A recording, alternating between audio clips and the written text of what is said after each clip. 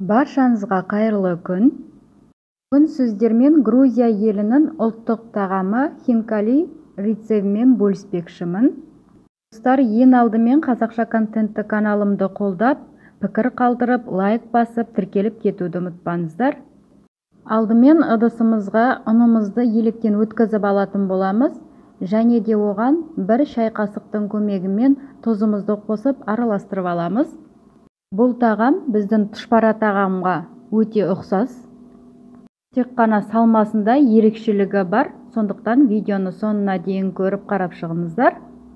Енді ұнымыздың ортасын ашып, суымызды жаймен қоса беретін боламыз. Бірінші жартысын қосып алып, қасықтың көмегімен араластырып аламыз.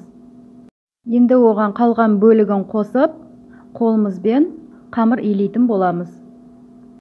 Үйдегі адам санына қарай азайтып, көбейтіп қоссаңыздар болады. Мен молынан дайындаған болатынмын. Ыдысымыздан алып, қолымызбен тағы да иізі қанғанша илеп алатын боламыз. Енді қамырымызды екі бөлікке бөліп, бір бөлігіне пакетімізге салып, орап қоятын боламыз, кеуіп кетпес үшін. Екінші бөлігін хинкалиге дайындайтын боламыз. Видеодағыдай көріп шығыңыздар. Барлығын бірдей пішінде кесіп шығатын боламыз. Қажетті заттарды толықтай описание бөліміне жазып қоятын боламын. Кесіп болғаннан соң барлығын шарик тәріздес етіп домалақтап аламыз.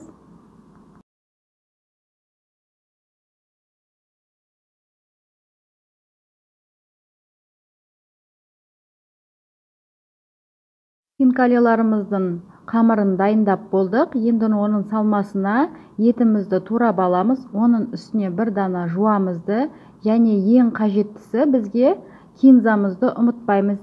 Дәм беріп, ерекшелік беріп тұратын осы кинза болып табылады. Дәмдеуіштеріне келетін болсақ, кориандр, хмели сунели, тұз, бұрыш қажет болады. Барлығын дайындап болдық. Ендігі кезекте хинкалиларымызды пішінін келтіріп дайындаймыз. Ол үшін 3 танадан алып жасасаңыздар тез дайын болатын болады. Сондықтан видеодағыдай арасына ұн жағып, 3 танасын бірге дайындаймыз. Қамырымызды көп жұқа қылып жібермеңіздер, суға дайын болатындықтан орташа қалыңдықта жарайтын болады. Мінекей бізде бір дайындағаннан үшеуі бірге дайын болды. Енді оның ортасына салмасын салып, видеодағыдай біріктіріп шығатын боламыз. Грузия елінде осылай айналдырып, ортасына бүккен кезде 28 орам жасайды екен. Өзіндік себебі де бар екен. Жерді ай толық 28 күнде айналып шығады екен. Сондықтан да мына ортасындағы жер айналасындағы орап тұрғаны ай болып есептелінеді екен. Жасаған кезде 28 орам жасаған болсаңыз, комментария бөліміне жазып кетіңіз. Мен барлығын оқып шығатын боламын. Мен үшін өте қызықты. Және де менің каналымнан әр елдің тағамдарының рецебімен бөлісіп отыратын боламын. Жоғалтып алмас үшін тіркеліп, колокольчик белгісін басып қоюды ұмытпаңыздар.